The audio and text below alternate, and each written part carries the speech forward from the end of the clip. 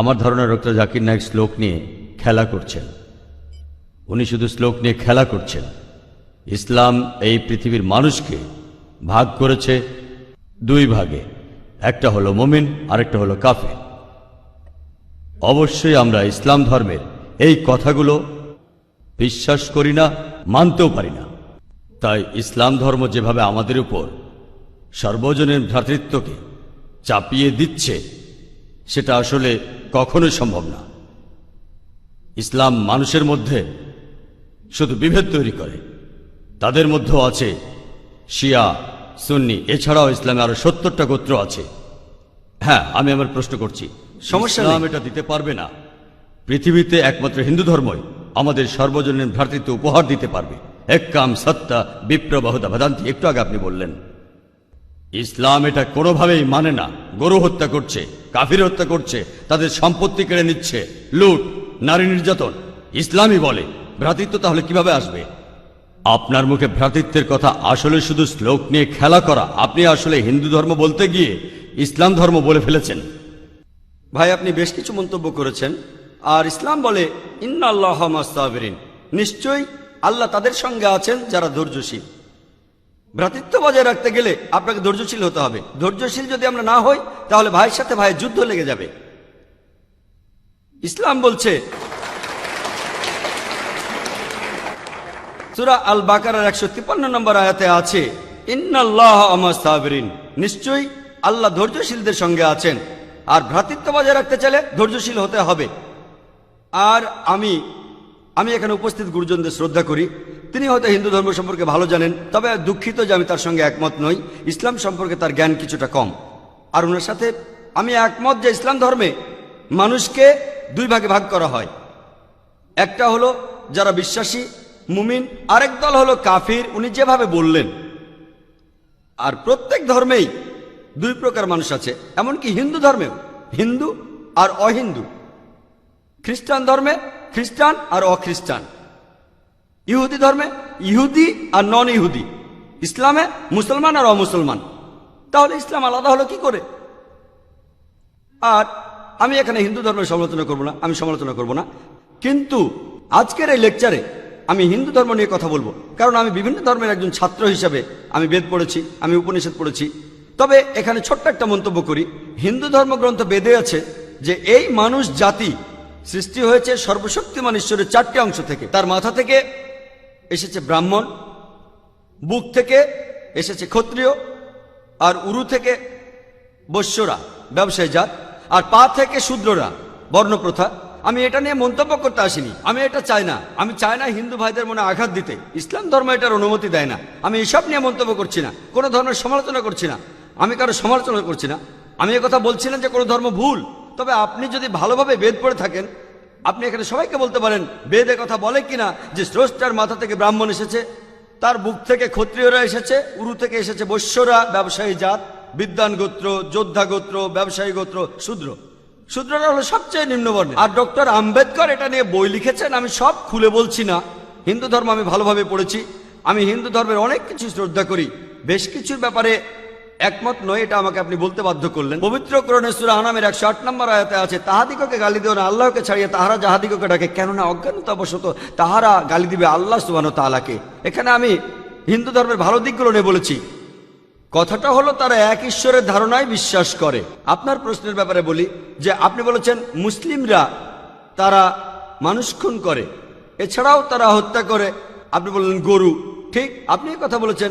এই সবগুলো অভিযোগের উত্তর দেওয়া দরকার, সময় এখানে কম, কয়েকটার উত্তর দিচ্ছি। অন্য কেউ প্রশ্ন করেন, আপনাদের সবার ভুল ধারণাগুলো আমি ভেঙে দেব, আমারও ভালো লাগবে। আর ভুল ধারণাগুলো ভাঙিয়ে দিলেই তারা ইসলামকে ভালোভাবে বুঝতে পারবে। এজন্য আমার লেকচারে সবসময় একটা প্রশ্নোত্তর পর্ব থাকে। আর আমরাও বলি যখন কেউ সমালোচনা করে আমারও ভালো লাগে। যত বেশি সমালোচনা হবে তত বেশি বোঝাতে পারবো, তত ভালো করে ইসলামকে বুঝতে পারবেন।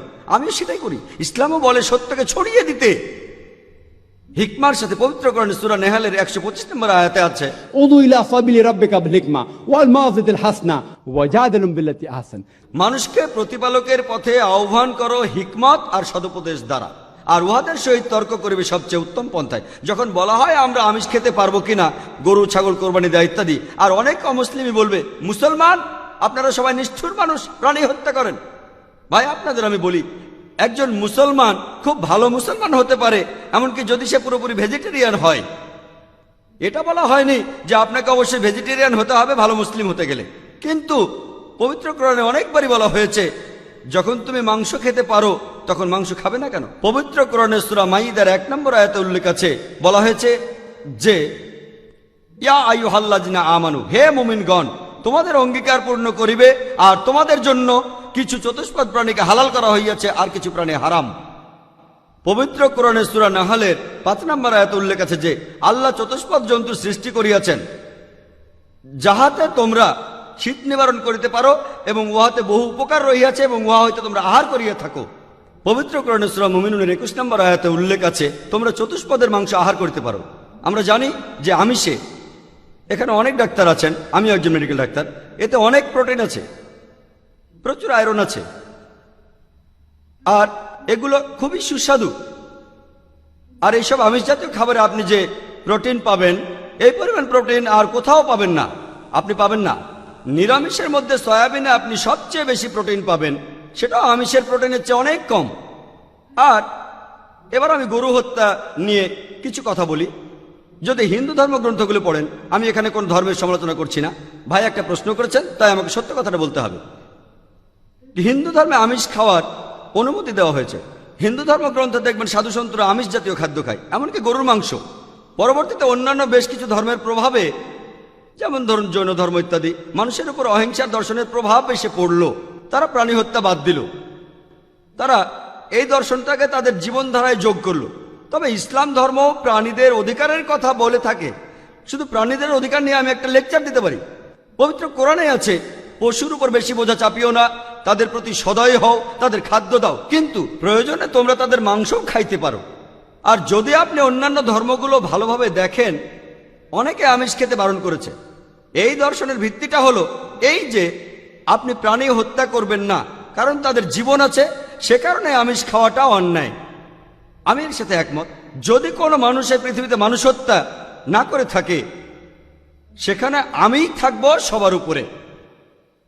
সর্বজনীন ভ্রাতৃত্ব হিন্দু ধর্মে আছে যে সব প্রাণী আপনার ভাই। প্রত্যেক প্রাণী, হোক সে সাপ, পাখি অথবা পতঙ্গ। আমি আপনাদের একটা প্রশ্ন করছি যে কোন মানুষটা হাজার হাজার ভাইকে না মেরেও 5 মিনিটের জন্য বেঁচে থাকতে পারে? এখানে যারা মেডিকেল সায়েন্স পড়েছেন তারা ভালো বুঝতে পারবেন যে আপনারা যখন নিঃশ্বাস নেন তখন আপনার শরীরে প্রচুর ময়লা জীবাণু ঢুকে, সেগুলোকে মেরে ফেলেন। তার অর্থ এই ধর্মে বাঁচার জন্য আপনার ভাইদের আপনি মেরে ফেলছেন। ইসলামের সর্বজনীন ভ্রাতৃত্ব বলে মানুষ জাতির প্রত্যেকেই আপনার ভাই। বিশ্বাসের ভ্রাতৃত্বে প্রত্যেক মুসলমানই ভাই ভাই, প্রত্যেক প্রাণীই আমার ভাই নয়। তবে অন্য প্রাণীদের রক্ষা করতে হবে, তাদের ক্ষতি করবেন না, বিনা কারণে তাদের অত্যাচার করবেন না, তবে প্রয়োজন হলে সেগুলোর মাংস খেতে পারেন। ইসলামের সর্বজনীন ভ্রাতৃত্ব বলে মানুষ জাতির প্রত্যেকেই আপনার ভাই। বিশ্বাসের ভ্রাতৃত্বে প্রত্যেক মুসলমানই ভাই ভাই, প্রত্যেক প্রাণীই আমার ভাই নয়। তবে অন্য প্রাণীদের রক্ষা করতে হবে, তাদের ক্ষতি করবেন না, বিনা কারণে তাদের অত্যাচার করবেন না, তবে প্রয়োজন হলে সেগুলোর মাংস খেতে পারেন। তাই যে দর্শন বলে আমিষ খাবার খাওয়া অন্যায়, কারণ এখানে আপনি প্রাণী হত্যা করছেন, বিজ্ঞান প্রমাণ করেছে, এমনকি গাছপালারও জীবন আছে, আপনারা জানেন। তাই এ কথা এখানে খাটছে না যে প্রাণী হত্যা করা অন্যায়। তাই এখন তারা যুক্তিটা পাল্টে বলল যে আচ্ছা, গাছেরও জীবন আছে, তবে তারা ব্যথা অনুভব করে না, তাই গাছ হত্যার চেয়ে প্রাণী হত্যা অনেক বড় অপরাধ। আর আজকের দিনে বিজ্ঞান উন্নত হয়েছে, আমরা জানি গাছও ব্যথা অনুভব করে, এমনকি গাছও কাঁদতে পারে, গাছেরও ভালো লাগতে পারে। তাই গাছ ব্যথা অনুভব করে না, এটা টিকলো না।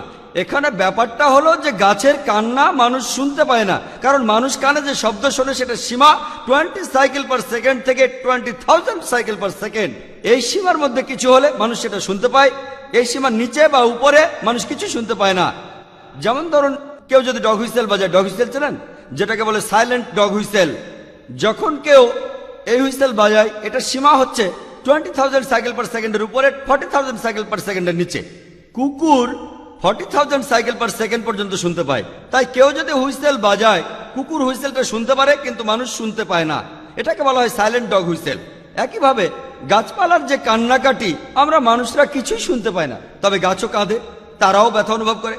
আমাদের একজন ভাই বললেন, যিনি বিষয়টা নিয়ে বেশ তর্ক করছিলেন, আর আমাকে বললেন, ভাই জাকির, আপনার কথা আমি মেনে নিলাম যে গাছপালারও জীবন আছে, তারাও ব্যথা অনুভব করে, তবে আপনি কি জানেন যে গাছের দুটো ইন্দ্রিয় কম আছে, তাদের 3টা ইন্দ্রিয় আছে, পশু পাখির ইন্দ্রিয় আছে 5টি। তাই গাছপালা হত্যার চেয়ে পশু হত্যা করা অনেক বড় অন্যায়। আমি তাকে বললাম যে ভাই, ধরুন আপনার একজন ছোট ভাই আছে, সে ছোটবেলা থেকে বোবা আর কালা, দুটো ইন্দ্রিয় কম। সে বড় হওয়ার পরে কেউ একজন তাকে খুন করে ফেললো, আপনি কি বিচারককে বলবেন, ও মাই লর্ড, এই খুনিকে কম শাস্তি দিন কারণ আমার ভাইয়ের দুটো ইন্দ্রিয় কম ছিল? এই কথাই বলবেন? আপনি বলবেন, ও মাই লর্ড, তাকে দ্বিগুণ শাস্তি দিন কারণ সে একজন নিষ্পাপ মানুষকে হত্যা করেছে। তাই ইসলামে এটা কোনো যুক্তি নয় যে 2 বা 3টা ইন্দ্রিয়। পবিত্র কোরআনে সূরা বাকারার 168 নম্বর আয়াতে আছে, যে বৈধ খাদ্যবস্তু আছে তাহা তোমরা আহার করো। তার অর্থ যেগুলো বৈধ আর হালাল খাবার সেগুলো খেতে পারো। আর এ কারণে আপনারা দেখতে পাবেন যে গবাদি পশু, আল্লাহ সুবহানাহু ওয়া তাআলার ইচ্ছায় গবাদি পশু বংশ বিস্তার করে বেশ তাড়াতাড়ি, মানুষ এবং অন্যান্য পশুর তুলনায় বেশ তাড়াতাড়ি দ্রুত বংশ বিস্তার করে। যদি আপনার কথা মেনে নেই যে মানুষ কোনো গবাদি পশু খাবে না, তাহলে পৃথিবীতে গবাদি পশুর পরিমাণ অনেক বেড়ে যাবে, অনেক বাড়বে। আর বললেন গরু হত্যা করা, এ নিয়ে বই লিখেছেন মৌলানা আব্দুল করিম পারেক। গো হত্যা, গরু কোরবানি কে জন্য দায়ী?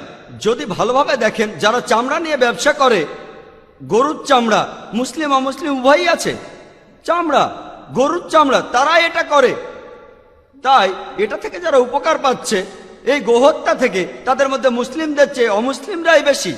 তাই যদি ইতিহাস ভালোভাবে জানেন আর যুক্তিও ভালোভাবে বোঝেন, আমরা জানি আল্লাহ বলেছেন যে বৈধ খাদ্যবস্তু আছে তাহা তোমরা আহার করো, যদি এটা খান এতে কোনো সমস্যা নেই। এছাড়াও যদি ভালোভাবে দেখেন, তৃণভোজী প্রাণীর দাঁতগুলো যদি দেখেন, গরু, ছাগল, ভেড়া, তারা শুধু শাকসবজি খায়, তাদের দাঁতগুলো সব সমান। যদি আপনারা মাংসাশী প্রাণীর দাঁতগুলো ভালোভাবে খেয়াল করেন, সিংহ, বাঘ, চিতাবাঘ, তাদের দাঁতগুলো খুব সুচালো, তারা শুধু মাছ মাংস খায়। যদি আপনি মানুষের দাঁত দেখেন, আয়নায় আপনার নিজের দাঁত দেখতে পারেন, আমাদের সুচালো দাঁত আছে, সমান দাঁতও আছে। যদি সর্বশক্তিমান ঈশ্বর আমাদের শুধু নিরামিষই খেতে বলতেন, তাহলে আমাদের সুচালো দাঁত দিলেন কেন? কেন? আমিষ খাওয়ার জন্য? যদি আপনারা তৃণভোজী প্রাণীদের পরিপাকতন্ত্র ভালোভাবে খেয়াল করেন, গরু, ছাগল, ভেড়া, তাদের পরিপাকতন্ত্র শুধু নিরামিষই হজম করতে পারে। মাংসাশী প্রাণীগুলোর পরিপাকতন্ত্র, বাঘ, সিংহ, চিতাবাঘ, তারা শুধুমাত্র আমিষ হজম করতে পারে। আর আমাদের মানুষের পরিপাকতন্ত্র আমিষ নিরামিষ দুটোই হজম করতে পারে। যদি সর্বশক্তিমান ঈশ্বর আমাদের শুধু নিরামিষই খেতে বলতেন, তাহলে কেন এমন পরিপাকতন্ত্র দিলেন যেটা আমিষ নিরামিষ দুটোই হজম করতে পারে? তাই বিজ্ঞান নিয়ে যদি পরীক্ষা করেন, সৃষ্টিকর্তা আমাদের আমিষ নিরামিষ দুটোই খাওয়ার অনুমতি দিয়েছেন। আশা করি উত্তরটা পেয়েছেন। যদি আপনার অন্য কোনো প্রশ্ন, কোনো ভুল ধারণা থাকে, আমি আনন্দের সাথে তার উত্তর দেব। একবারে একটা ধারণা বলবেন যাতে আমি তা দূর করার সময় পাই। আপনাকে ধন্যবাদ। كذبت عاد المرسلين إذ قال لهم أخوهم هود ألا تتقون إني لكم رسول أمين فاتقوا الله وأطيعون